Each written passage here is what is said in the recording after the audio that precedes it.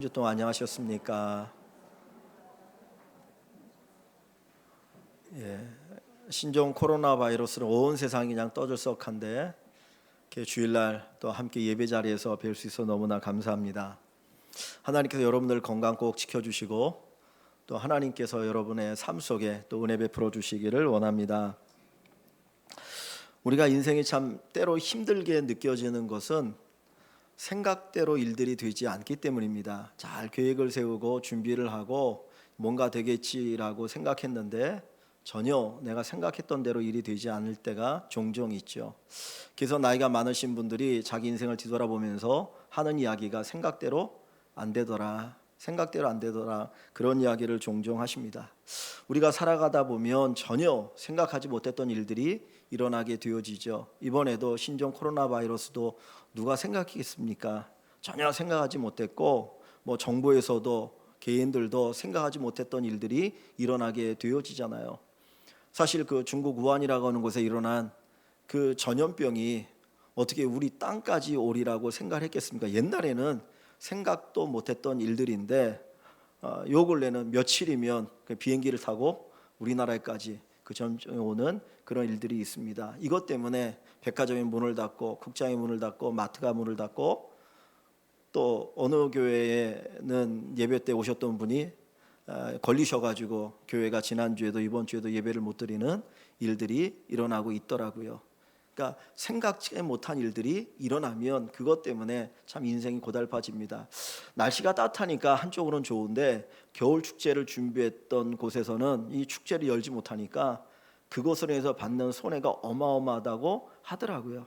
그러니까 인생을 뒤돌아보면 야, 내 마음대로 되지 않구나. 내가 열심히 준비했는데 뭔가 잘 준비해서 될 거라고 생각했는데 되지 않은 일들이 일어나게 되어지면 사람들이 낙심하고 실망하고 좌절하는 일들이 일어나게 되어지죠. 오늘 우리가 읽은 본문은 결혼에 관한 이야기입니다. 결혼식.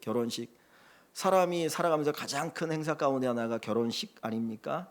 한 남자 한 여자가 만나서 결혼을 하고 살아가기 위해서 수많은 사람들 앞에 우리 결혼합니다, 결혼식을 올리는 것만큼 행복하고 큰 어떤 행사가 없을 것입니다. 결혼식을 하게 되어지면 얼마나 많이 준비합니까? 사진을 찍기 위해서 며칠 전부터 메이크업을 하고 그리고 사진을 찍기도 하고요. 그 한두 시간 하는 결혼식 때문에 얼마나 많이 준비하는지 모릅니다. 혼인 신혼여행을 어디로 갈 것이냐 이런 것도 준비하게 되어지고요.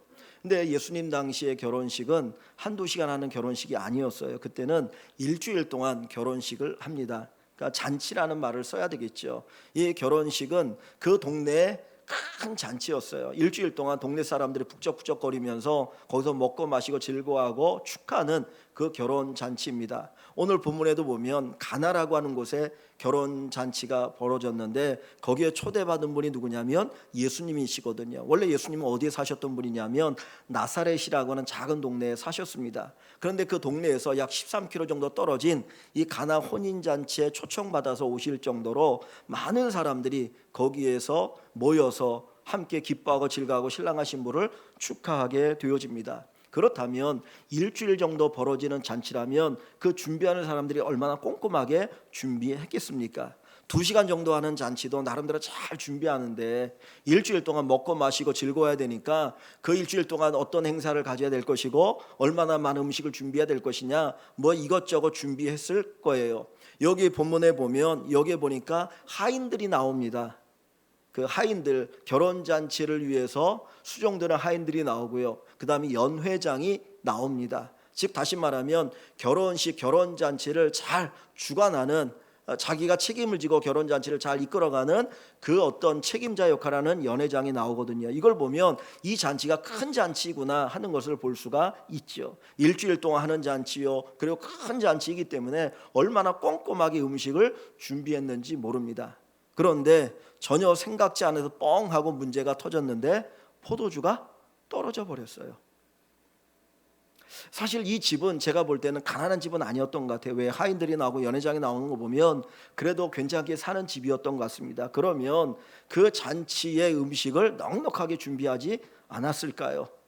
한 90인분 정도 된다라고 생각하면 야, 좀 넉넉하게 더 준비하자. 100명, 120명 정도 오는 걸 생각하고 준비하자. 아마 그러고 잔치를 잘 준비했을 것 같아요. 포도주도 넉넉하게 준비했고 음식도 넉넉하게 준비했고, 그래서 실컷 먹고 마시고 즐기면서 사람들의 축하를 받는 결혼식을 준비했던 것이죠. 그런데 전혀 생각지 않게 포도주가 툭 떨어져 버렸던 것입니다. 포도주가 떨어져 버리고 나니까 얼마나 난감합니까? 보통 사람들 같으면 포도주 떨어지고 나니까 사람들이 불평하고 떠나갈 거야. 야, 도대체 잔치를 어떻게 준비한 거야? 좀 넉넉하게 준비하지. 뭘 아깝다고 포도주 이렇게 적게 준비했어. 그리고 불평하고 떠나간 사람들도 있고요. 이 당시에 포도주가 모자르다, 잔치가 좀 소홀하다고 하는 건 동네 수치였습니다. 한 개인의 수치가 아니라 그 동네 전체의 수치로 느껴질 정도로 큰 사건이 여기에 벌어진 거예요. 제대로 준비하지 않았기 때문이 아니고 철저하게 준비했는데도 불구하고 이런 일들이 벌어진 겁니다. 우리 인생도 마찬가지죠. 나름대로 준비하고 계획하고 그리고 실행해 나가는데 내 마음대로 되지 않더라고요. 실패하는 경우가 종종 벌어지게 되어집니다. 사실 우리는 게으르거나 준비하지 않았기 때문에 실패한다고 생각해요. 그런 사람 반드시 실패할 것입니다. 근데 잘 준비했는데 나름대로 계획을 꼼꼼하게 세웠는데 이 실패하는 경우가 있거든요.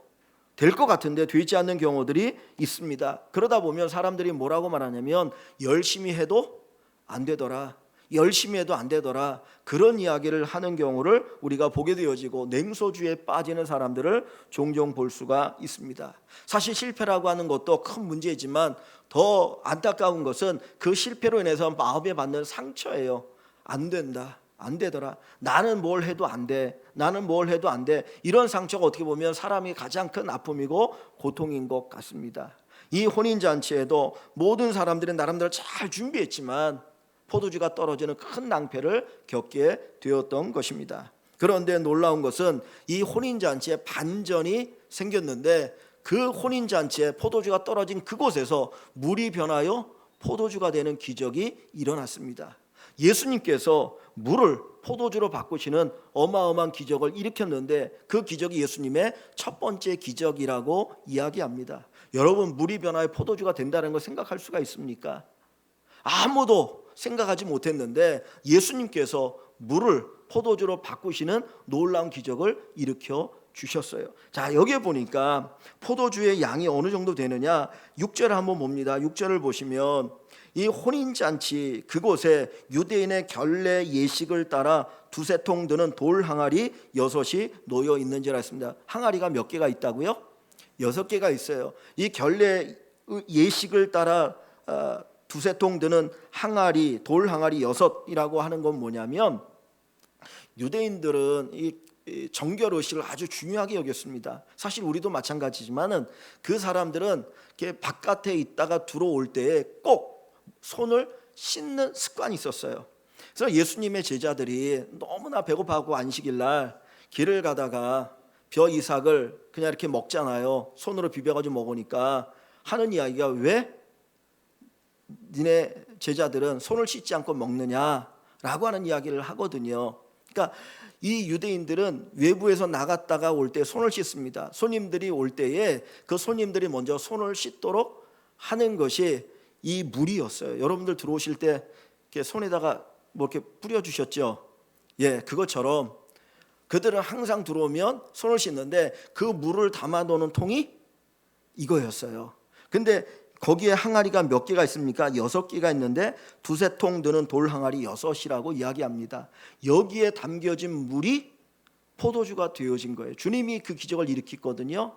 근데 이 두세 통 드는 돌 항아리라고 하는 이 양이 어느 정도 되냐면 그냥 평균적으로 따지면 약 100리터 정도 됩니다.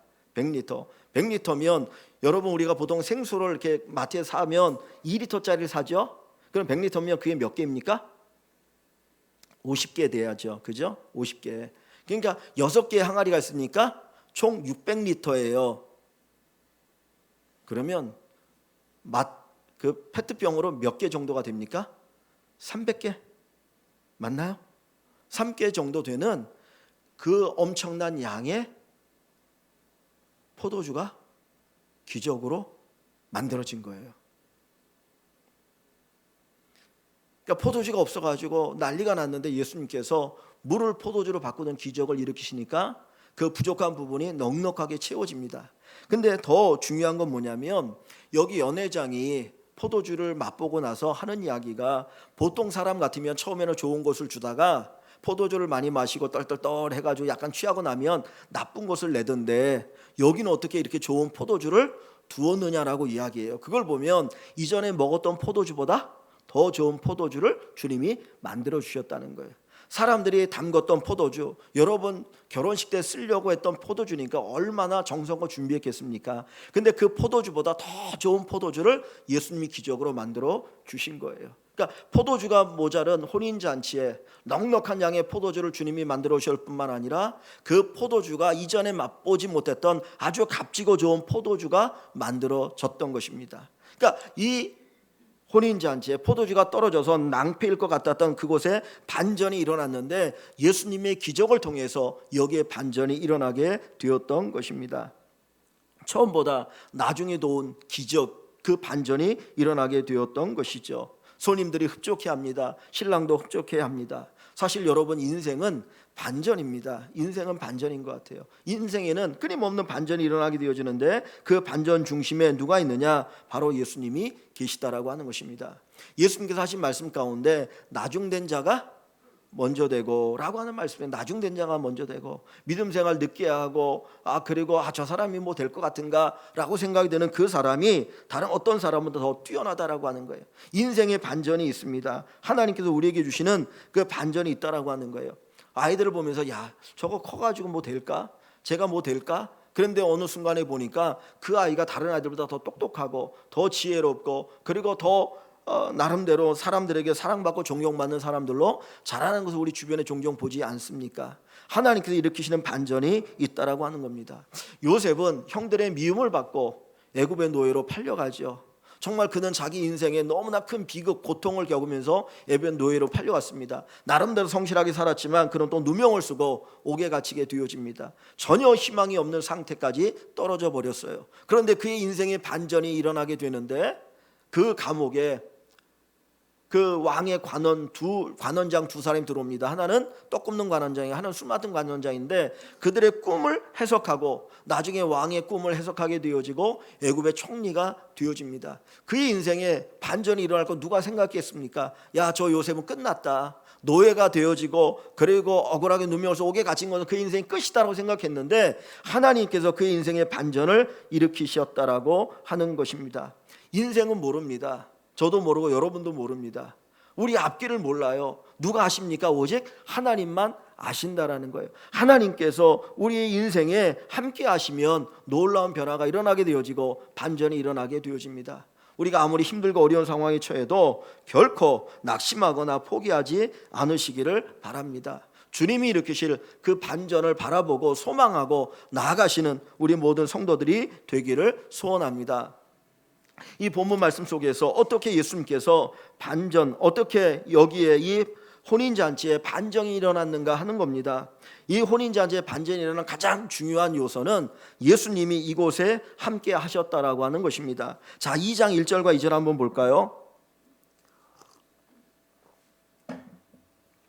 2장 1절과 2절 같이 한번 봅니다. 사흘째 되던 날 갈릴리 가나에 혼례가 있어 예수의 어머니도 거기 계시고 예수와 그의 제자들도 혼례 청함을 받았더니, 자, 갈릴리 가나에 혼례가 있다 그랬습니다. 그리고 나서 그 이후 바로 나오는 게 뭐냐면 거기에 예수의 어머니도 계시고 예수님도 제자들과 함께 청함을 받았다라고 이야기합니다. 그리고 나서 이제 이 혼인잔치에 포도주가 떨어지는 문제에 대한 이야기라고 그 다음에 예수님이 일으키는 기적에 대한 이야기가 연속해서 나오게 되어져요.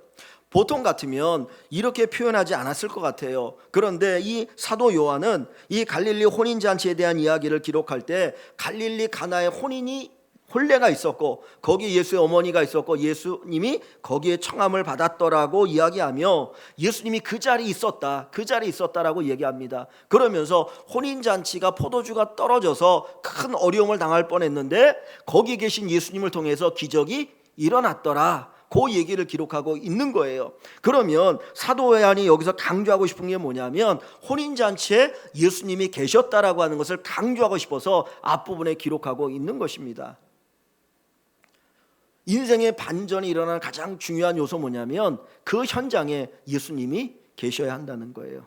예수님이 계시면 그 현장에 기적이 일어나고 반전이 일어나게 되어집니다. 포도주가 떨어진 것, 그것 자체가 문제가 아니에요. 사실은 그것보다 더 중요한 것은 그 현장에 예수님이 계시냐 계시지 않느냐의 문제입니다. 포도주가 떨어졌지만 거기에 예수님이 계셨기 때문에 거기에 놀라운 기적이 일어났고 그 인생의 반전이 일어나게 되어졌던 것입니다. 예수님이 제자들과 함께 배를 타고 항해를 할 때였습니다. 처음 출발할 때는 바다가 잔잔했기 때문에 아무도 무슨 문제가 일어날 거 생각하지 않았어요. 그런데 배가 한 바다 중간쯤 갔을 때인데 갑자기 큰 돌풍이 일어나기 시작합니다. 이 갈릴리 바다라는 게 이게 변화무쌍하거든요. 왜냐하면 거기가 이제 이 갈릴리 바다 주변으로 높은 산지가 있기 때문에 언제 어떻게 바뀔지 모르는 거예요. 갑자기 생각지 않게 돌풍이 일어날 때도 있습니다. 근데 이 제자들의 상당수는 갈릴리 바다에서 오랫동안 어부로 살았기 때문에 웬만하면 어려움을 다 이기고 항해를 마칠 수 있는데 이 돌풍이 엄청나게 심해가지고 이 제자들이 애를 쓰고 애를 써도 더 이상 안 되니까 주무시는 예수님을 깨웠어요. 예수님, 우리가 젖게 됐는데 좀 돌아보십시오. 어떻게 주무실 수 있습니까? 그러자 예수님이 잠에서 깨셔서 바람과 바다를 향하여 잔잔하라고 명령을 합니다. 그러자 그 바다가 고요해지면서 이제 그들이 항해를 마치게 되어지죠. 근데 바다가 고요해진 그 다음에 주님께서 제자들에게 하신 말씀이 있어요. 뭐라고 말씀하셨습니까? 너희가 어찌하여 두려워하느냐? 어찌하여 두려워하느냐? 믿음이 작은 자들아.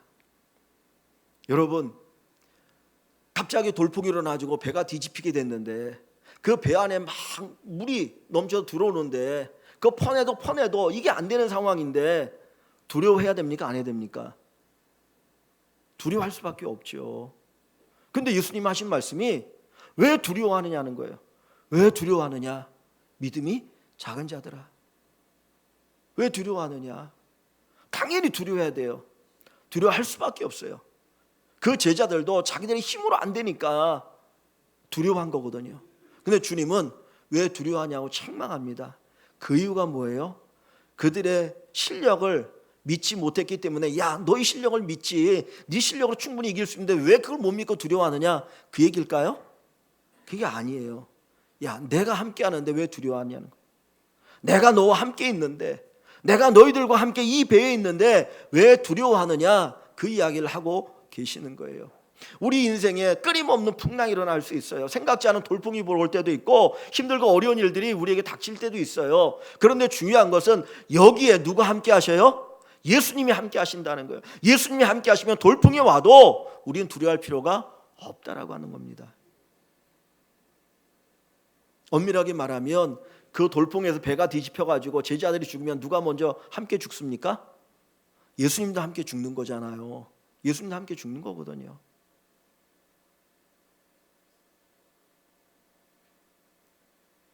주님이 우리와 함께하고 계시느냐 아니냐가 중요합니다. 그래서 여러분의 인생에, 여러분의 삶의 현장에 예수님을 모시고 살아가는 분들이 되시기를 소원합니다. 우리를 돌아왔으면 좋겠어요. 정말 내가 주님과 함께 살아가고 있는가? 내가 삶의 현장에 주님을 모시고 있는가? 내 가정에, 내 직장에, 내 사업 현장에 예수님을 모시고 살아가고 있는지 항상 돌아보기를 원합니다. 이사야 43장에 보면 두려워 말라, 내가 너와 함께함이라. 놀라지 말라, 나는 내 하나님이 됨이라. 두려워 말라, 내가 너와 함께함이라. 놀라지 말라, 나는 내 하나님이 됨이라. 여러분, 어떤 환경 속에 두려워하지 마시고 주님이 나와 함께 하심을 믿으시고 그 하나님께서 우리 인생을 반전시켜 주실 것을 믿는 귀한 믿음의 역사가 있기를 주님의 이름으로 간절히 축원합니다. 마리아가 예수님에게 포도주가 떨어졌다라고 이야기하죠. 그때 주님께서 뭐라고 말합니까? 4절에 보면 이렇게 얘기하셔요. 여자여, 예수님께서 자기 어머니 마리아를 이렇게 낮게 부르는 게 아니에요. 여자여라고 하는 이 단어는 극존칭이에요. 아주 이렇게 높여 부르는 말이 여기 여자라고 하는 말이거든요. 그 예수님께서 어머니에게 나와 무슨 상관이 있나이까? 내 때가 아직 이르지 아니하였나이다 라고 부정적으로 이야기해요.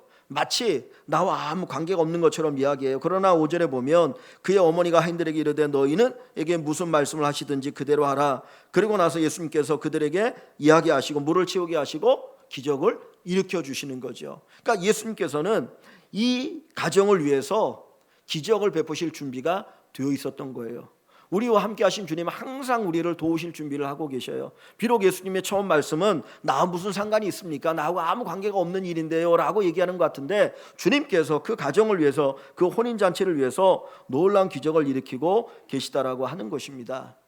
여러분, 주님 앞에 언제든지 우리가 구하면, 뭔가를 요청하면 우리와 함께 하신 주님께서 우리를 위해서 일하실 것입니다. 주님의 그 은혜, 주님의 그 능력을 꼭 믿으시는 저와 여러분들이 되시기를 주의 이름으로 간절히 축원합니다. 근데 이 잔치에서 보면 이 주인과 손님은 태도의 차이가 있어요. 여러분들도 잔치에 초대해서 가보셨겠지만, 잔치에 초대해 갔는데 음식이 떨어졌어요. 그러면 여러분은 어떤 생각을 가지십니까? 도대체 준비를 어떻게 했길래 좀 넉넉하게 준비하지, 뭘 아낀다고 그렇게 조금 준비해가지고 이렇게 떨어져. 그리고 좀 투덜투덜대면서 가죠. 음식이 맛없으면 좀 음식 좀 맛있게 하지, 투덜투덜대고 가요. 그게 손님이에요. 그런데 주인은 떨어지면 어떻게 합니까? 발을 동동 굴러가지고 어떻게든지 모자란 부분들을 메꾸려고 하는 것이 주인의 마음입니다. 그러니까 손님과 주인은 달라요. 여기 같은 자리에 있지만은 주인이 갖는 마음과 손님이 갖는 마음은 다른 거예요. 처음에 이 예수님께서 이 혼인잔치에 초청받았을 때에 예수님은 손님으로 가셨어요. 그래서 손님으로 가셨어요. 그런데 그 마리아가 예수님에게 포도주가 떨어졌다라고 이야기할 때 그 말의 의미는 뭐겠습니까? 여기 포도주가 떨어졌으니 그만 우리 가자, 먹을 것도 없다, 그런 의미에서 마리아가 예수님에게 했던 이야기일까요? 그건 아니죠. 포도주가 떨어졌다라고 하는 건 뭡니까? 예수님을 손님의 자리에서 주인의 자리로 모시는 거예요. 지금 이 혼인잔치가 큰 어려움에 처해 있는데 예수님 당신이 좀 이 문제를 해결해 주십시오. 주인의 자리로 모시는 겁니다. 예수님께서 우리의 삶의 현장에 계시는 것 중요하죠. 근데 더 중요한 것은 그 주님께서 내 인생의 주인이 되시는 것이 중요합니다. 주인이 되어야 문제를 해결해 주시고 풀어질 수 있다라는 거예요. 손님도 귀하지만 더 중요한 건 주인이 되는 것입니다. 예수님께서 여러분의 인생의 주인이 되셔서 예수님이 여러분의 문제들을 해결해 주시고 여러분의 삶의 풍성함을 채워주시는 은혜가 있기를 원합니다. 그 시편 23편에 보면 여호와는 나의 목자시니 내가 부족함이 없으리로다 그랬어요. 이 말을 꺾고 바라면 예수님, 여호와는 나의 목자시니 내가 넉넉하도다. 여호와는 나의 목자시니 내가 넉넉하도다라고 하는 이야기죠. 근데 여호와가 뭐가 될 때? 나의 목자가 될 때. 여호와가 나의 목자가 될 때, 이 이야기는 뭡니까? 여호와가 나의 주인이라는 거예요. 양의 주인은 누굽니까? 목자잖아요. 여호와가 나의 목자가 될 때 부족함이 없이 넉넉하다라는 겁니다. 여러분이 여러분의 인생에 정말 예수님을 목자로 모시고 살아갑니까? 주인으로 모시고 살아갑니까?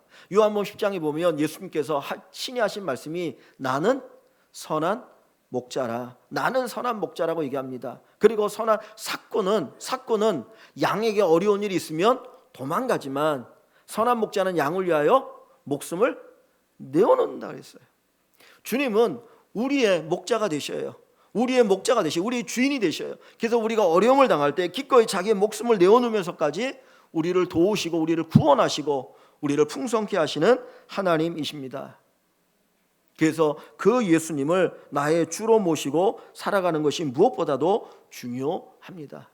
예수님이 나의 주인 되기 때문에 우리를 구하시기 위해서, 우리를 풍성케 하시기 위해서 십자가 위에서 피를 흘리시기까지 하셨어요. 자기 생명을 내어놓으시면서 우리에게 풍요로움을 주시는 것입니다.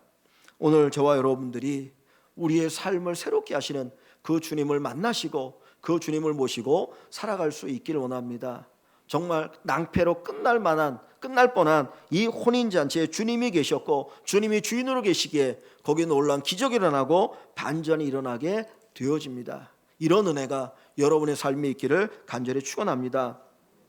마지막으로 한 가지만 생각하길 원하는 것은 이 혼인잔치에 주인도 있지요, 신랑 신부가 있죠. 연회장도 있죠, 손님들도 있죠, 하인들도 있죠. 다양한 사람들이 있는데 이 혼인잔치에서 가장 복받은 사람은 누굴까요?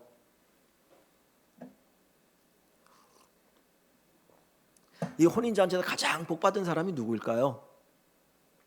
여러분 생각할 때 신랑, 그죠? 낭패로 끝날 뻔한 자기의 결혼식, 평생 한 번밖에 없는 결혼식이 예수님 때문에 잘 맞춰졌으니까 얼마나 행복합니까? 그죠? 신랑. 또 다른 분 있을까요? 예? 누가 있을까요? 연회장. 자칫 잘못하면 자기가 책임자인데 그 잔치를 엉망으로 만들 뻔했으니까 예, 감사하죠. 근데 이 혼인잔치에 가장 복받은 사람은 제가 생각할 때는 하인들이라고 생각해요. 하인들. 예수님께서 하인들에게 항아리에다 물을 떠서 부으라 그랬죠. 그래서 6개의 항아리에 물을 가득 채웠습니다.